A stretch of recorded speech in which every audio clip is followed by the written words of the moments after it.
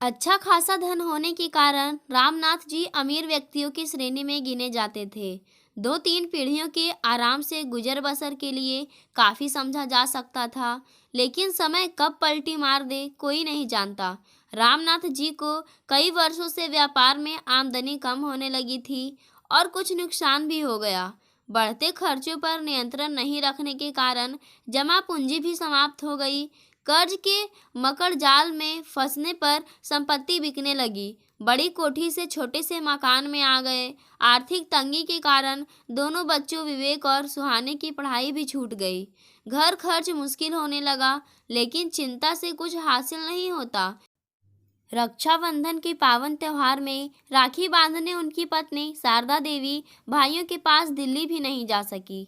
ना जाने का सीधा कारण पैसों की कमी थी। किससे मदद मांगे? जो राजा की तरह रहते थे आज किसी के सामने हाथ फैलाते शर्म आने लगी थी।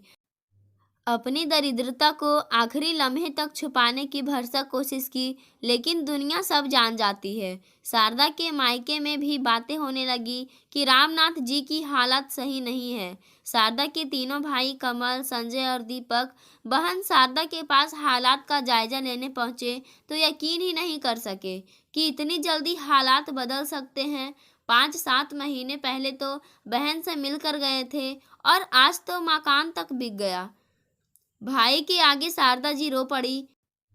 जीजा रामनाथ मुंह से तो कुछ बोल नहीं सके, लेकिन मुरझाए चेहरे के साथ आंखें सब अपने आप बोल गई। भाइयों में यह निर्णय लिया गया कि विवेक मामाओं के साथ दिल्ली जाए और कोई नौकरी करे और मकान बेचकर सुहानी का विवाह कर दिया जाए। बिना काम धंधे के थोड़ी जमा पूंजी भी कभी साफ हो सकती है। इसलिए रामनाथ जी और शारदा देवी विवेक के साथ दिल्ली चले गए। कमल मामा ने विवेक को एक प्राइवेट कंपनी में एक क्लर्क की नौकरी दिलवा दी। सहारनपुर का मकान बेचकर सब दिल्ली रहने आ गए। एक बड़ी हवेली के बाद छोटे मकान और अब सिर्फ एक छोटा सा कमरा जहां 4 जनों की परिवार भी रहना है और एक कोने में रसोई भी बनानी है। सुहानी के विवाह की बात चली। एक बार सुहानी ने कहा कि विवाह में जल्दी ना कर, मैं पढ़ना चाहती हूँ। बेटा, अपने माँ बाप की आर्थिक स्थिति देखो। जागीर बिक गई। किराए के छोटे से कमरे में सुबह बैठक बनती है और रात को बिस्तर में बदल जाती है। रसोई तो विवेक की तनख्वाह से चल जाएगी। पढ़ाई और दूसरे खर्च की मत सोच। जो मकान बेचकर रकम मिलेगी चुपचाप शादी कर ले, ताकि माँ बाप की एक समस्या तो हल हो जाए। कमल, संजय और दीपक तीनों मामा की इतनी बात सुनकर सुहानी उनके सामने अधिक कुछ बोल नहीं पाई। लड़का हमने देख लिया है और आज शाम को वो लोग सुहानी को देखने आ रहे हैं। बहना, लड़का हमें पसंद है। अगर उसे सुहानी पसंद आए तो ना नुकुर मत करना। बात तय समझो। लड़का करता क्या है? रामनाथ जी के इतना पूछने पर दीपक थोड़ा नाराज सा लगा। लड़का मोटर मैकेनिक है। शारदा का मुंह खुले का खुला रह गया। क्या मैकेनिक? बहना, आपकी स्थिति तो देखो। अमीर घराने के सपने छोड़ दो। जेब में कुछ माल पानी हो तो इस तरफ सोचना। सड़क छाप मैकेनिक नहीं है, वर्कशॉप में काम करता है। 2 वक्त की रोटी आराम से कमाता है। लड़की भूखी नहीं रहेगी। दीपक के तेवर गर्म थे। रामनाथ जी ने शारदा के कंधे पर हाथ रखकर कहा, लड़का देख लेते हैं। शाम के समय किशोर नाम का लड़का परिवार समेत सुहानी को देखने आया। किशोर सीधे वर्कशॉप से आया था, इसलिए उसके हुलिये को देखकर शारदा निराश हो गई। शारदा के लटके मुंह को देखकर दीपक ने कहा, जरा देखो बहना, इसको कहते हैं काम की लगन। सीधे वर्कशॉप से आ गया। चाहता तो सज धज के भी आ सकता था, लेकिन उसका क्या फायदा? काम करेगा तभी चूल्हा जलेगा। लड़के की लगन देख बहना। भाई साहब, हमें लड़का पसंद है। आप कहें तो मुंह मीठा किया जाए। बेचारी शारदा और सुहानी सिर झुकाए बैठी रही और दीपक ने रिश्ता पक्का कर दिया। रात को खाने के समय शारदा ने पति से जिक्र किया, अपनी लड़की एक मैकेनिक को देने को दिल नहीं मान रहा है। मजबूरी किसी को ना दिखाए। 1 महीने बाद सुहानी का किशोर के साथ विवाह संपन्न हुआ। विवाह के बाद रामनाथ जी और शारदा देवी यह सोचकर संतोष कर गए कि दामाद मेहनती और कमाऊ है। आज वर्कशॉप में मैकेनिक है, कल खुद की वर्कशॉप भी खोल सकता है। शादी के 4 महीने बाद सुबह किशोर के वर्कशॉप जाने का समय सुहानी ने कहा, आज मैं मम्मी के पास जाऊंगी, आप शाम को वहीं आ जाना, रात को खाने के बाद वापस आएंगे। शाम को किशोर वर्कशॉप से सीधा ससुराल पहुंचा। शारदा देवी ने दामाद किशोर का स्वागत किया। किशोर को छोटे से कमरे में सुहानी नजर नहीं आई तो सास शारदा देवी से प्रश्न किया, सुहानी नजर नहीं आ रही, कहीं बाहर गई है क्या? नहीं बेटा, सुहानी तो आज नहीं आई। सुबह मुझसे कहा था कि यहाँ आएगी और रात को खाना खाकर वापस जाएंगी। शायद प्रोग्राम बदल गया होगा, हो सकता है। कोई बात नहीं, मैं चलता हूँ, बैठो, नाश्ता करके चले जाना। किशोर ने चाय नाश्ता करके घर के लिए प्रस्थान किया। सुहानी घर पर भी नहीं थी। माँ से पूछा तो मालूम हुआ कि सुहानी तो सुबह किशोर के वर्कशॉप जाने के कुछ समय बाद ही घर से यह कहकर चली गई थी कि माँ के घर जा रही है। वहाँ तो है नहीं, मैं वहीं से आ रहा हूँ। मुझे कहा था कि माँ के घर जाऊंगी, शाम को वहीं आना, रात का खाना खाकर वापस आएंगे। यहाँ नहीं है, वहाँ भी नहीं है, फिर कहाँ गई होगी? किसी आशंका के डर से किशोर ने विवेक को फोन पर बात बताई। विवेक ने अपने मामाओं को फोन किया और थोड़ी देर में परिवार के सभी सदस्य एकत्रित हो गए। सलाह मशविरे के बाद सभी जन आस पड़ोस और रिश्तेदारों बिरादरी से संपर्क करके सुहाने की खैरियत पूछने लगे। हर तरफ से निराशा हाथ लगी। दुर्घटना को मद्देनजर सभी अस्पताल छान मारे। हर तरफ से निराशा हाथ लगी। सभी चिंतित कि आखिर सुहानी कहाँ गई है। पूरी रात छानबीन होती रही। सुबह थकान से चूर सभी सदस्य एक दूसरे का मुंह ताक रहे थे कि क्या किया जाए। सुहानी का कहीं पता नहीं चल रहा था। पिता की सलाह पर विवेक ने मामा दीपक के साथ सहारनपुर भी चक्कर लगाए। वहां सभी परिचितों, सगे संबंधियों और सहेलियों से मिलने के बाद भी निराशा ही हाथ लगी। अब पुलिस थाने के अलावा कोई चारा नहीं था। पुलिस ने पूरी जानकारी प्राप्त की। सिपाही सुनील सिंह ने किशोर को संबोधित करते हुए कहा, आपकी पत्नी कहाँ गई? सर, आपको सब कुछ बता दिया है हमने। हमें कुछ नहीं पता कि वह कहाँ गई या अपहरण हो गया।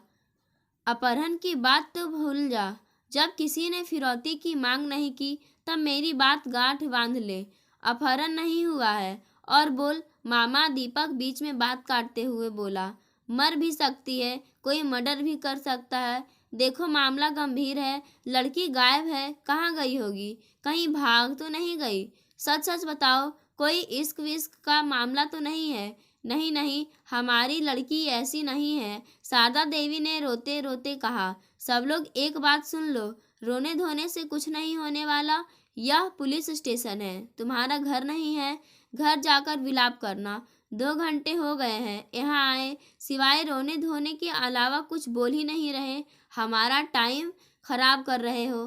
कभी एक रोता है तो कभी दूसरा शुरू हो जाता है। पहले घर जाकर रोना धोना कर लो, फिर यहाँ आना। सुनील सिंह के इतना कहने पर मामा दीपक गर्म हो गया। लगता है बड़े अफसर से बात करनी होगी।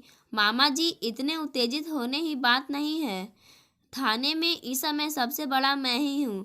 मेरे से बड़े कल मिलेंगे। आज तहकीकात में गए हुए हैं।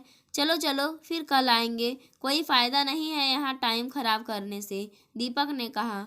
शौक से जो दिल कहे करिए, लेकिन अपनी लड़की के बारे में सच सच बताओ।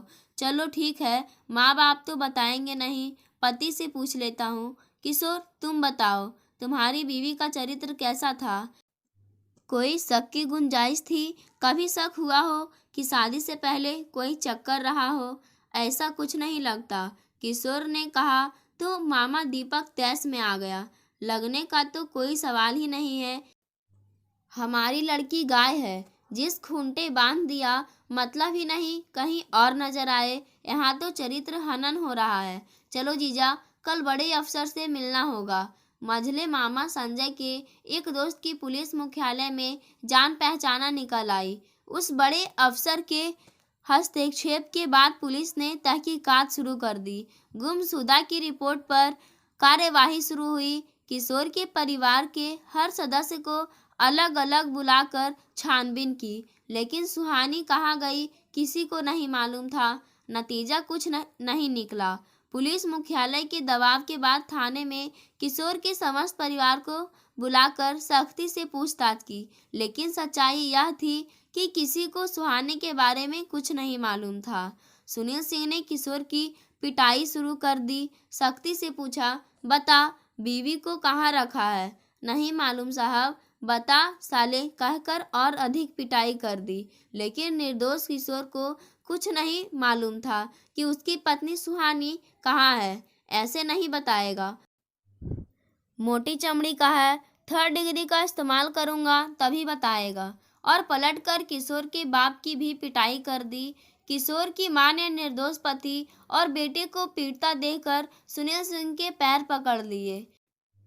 साहब जी, हम निर्दोष हैं, हमें कुछ नहीं मालूम। नहीं मालूम? ऐसे बात नहीं बनेगी। महिला कांस्टेबल से किशोर की मां की भी पिटाई करवा दी। देर रात को जब काफ़ी पिटाई के बाद भी कुछ हासिल नहीं हुआ, तब वापस घर भेज दिया।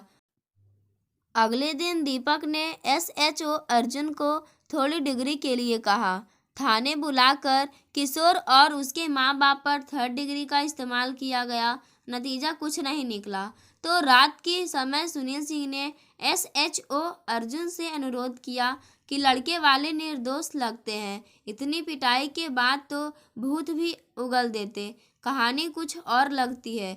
कहीं लड़की भाग तो नहीं गई? ऐसा कर छोड़ दे इसे और कुछ दिनों तक इन पर सिर्फ निगरानी रखना, लेकिन ध्यान रहे ढील मत देना। मुख्यालय से दबाव है, केस पर पूरी नज़र रखनी है। आप ठीक कहते हैं जनाब, पूरी नज़र रखूँगा, लेकिन मेरा पुलिस में 20 साल का अनुभव यह कहता है कि लड़के वाले निर्दोष हैं। लड़की भाग गई होगी, हो सकता है, पर नज़र पूरी रखना। किशोर की नौकरी पुलिस के चक्कर में छूट गई। माँ बाप अलग परेशान हो गए और किशोर घर छोड़कर अपने एक दोस्त के घर चला गया और उसके माँ बाप दूसरे शहर किसी रिश्तेदार के घर रहने चले गए। घर पर ताला। न्यूज़ चैनल पुलिस की बुराई करने लगे और नकारा घोषित कर दिया। न्यूज़ चैनलों से परेशान पुलिस भी थी, लेकिन करे तो क्या करे। सुनील सिंह ने किशोर से संपर्क किया।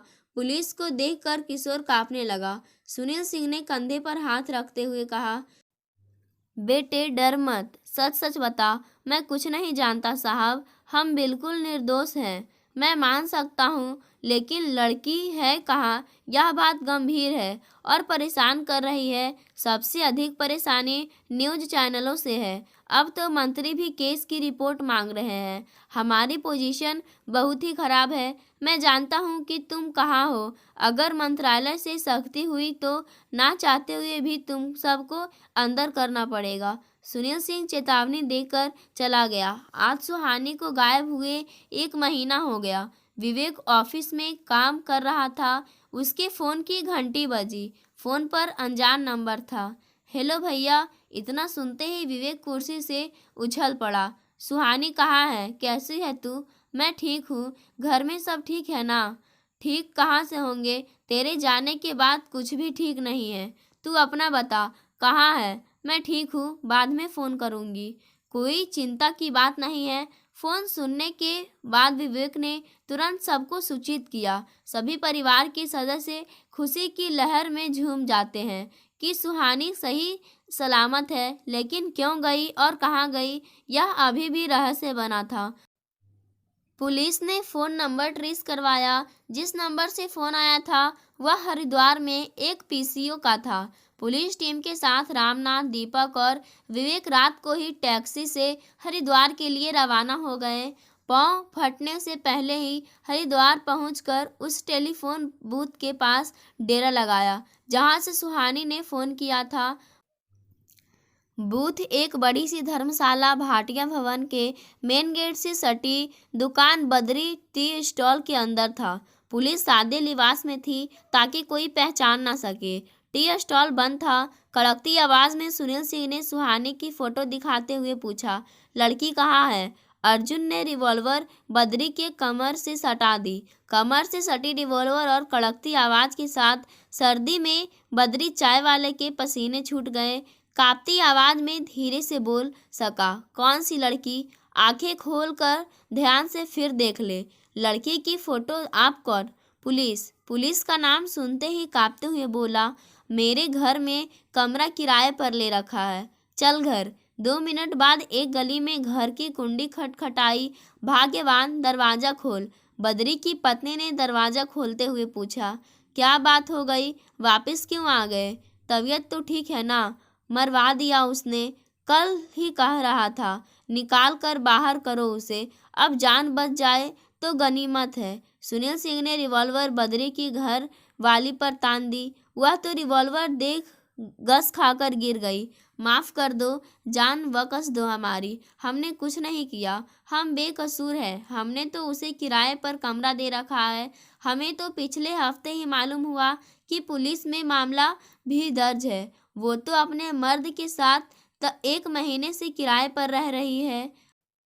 न्यूज़ चैनल में जब खबर आई तो मालूम हुआ। हमें तो उसने कहा था शादीशुदा है, मर्द उसका ऑटो चलाता है, नई शादी है। हमें शक कैसे होता? जब कल बूथ से फ़ोन किया तब हमें मालूम हुआ। सुनील सिंह कमरे का दरवाज़ा खटखटाया। थोड़ी देर में एक युवक ने अलसाई हालात आधी नींद से जाकर दरवाज़ा खोला तो सबको देखकर घबरा गया और पूछने लगा, कौन? इतने में सुनील सिंह अंदर आ गया। दीपक जी देख लो, लड़की यही है ना, सही सलामत? सुहानी तब तक जाग चुकी थी। विवेक के गले मिलकर रो बैठी। भैया, कैसी है मेरी बेटी? रामनाथ जी ने बेटी को गले लगाया। तो ठीक तो है ना? हाँ पापा। यह लड़का कौन है? पिता ने सुहानी से पूछा। पापा, ये सागर है। हम कॉलेज में एक साथ पढ़ते थे, एक दूसरे से प्यार करते थे। अब मैंने सागर से शादी कर ली है। क्या ऊपर कमरे में सुनील सिंह और अर्जुन समझ चुके थे कि यह सब प्यार का चक्कर है? सुहानी को संबोधित करते हुए कहा, कपड़े बदल कर नीचे आ जा, दिल्ली चलना है, शेष कार्यवाही वहीं होगी। फिर अर्जुन को संबोधित करते बोला, मैं तो पहले ही समझ गया था कि प्यार श्यार का मामला है। उस निर्दोष किशोर पर 3rd डिग्री करवा दी, कभी उसने मक्खी तक नहीं मारी होगी। दीपक बाबू, आपने तो मर्डर तक सोच लिया था। हमें क्या मालूम था अपना ही सिक्का खोटा निकलेगा। फिर जीजा पर बरस पड़ा।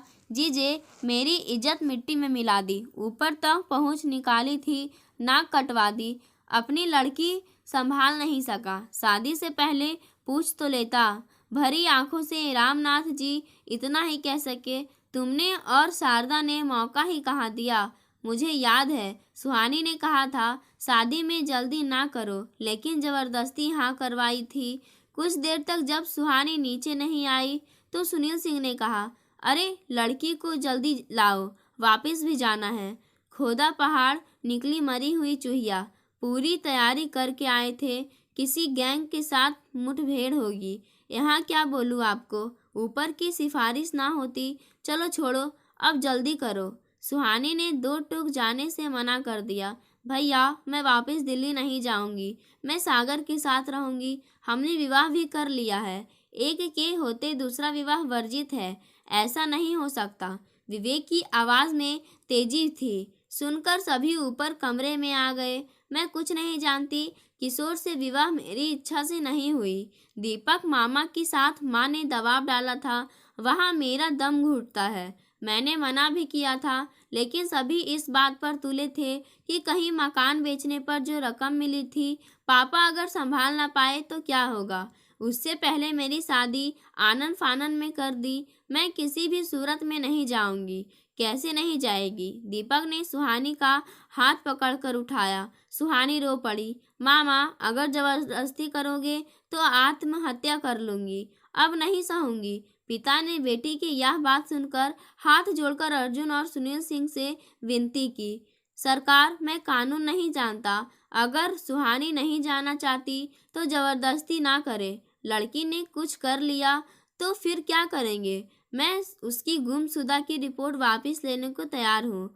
लड़की को उसके हाल पर छोड़ दो, वह अपनी जिंदगी जिए, हम अपनी जी लेंगे। आप मुझे तो सजा देना चाहे, मैं स्वीकार करता हूँ। सुहानी की जिद और पिता के अनुरोध के बाद सब बिना सुहानी के बगैर वापस आ गए।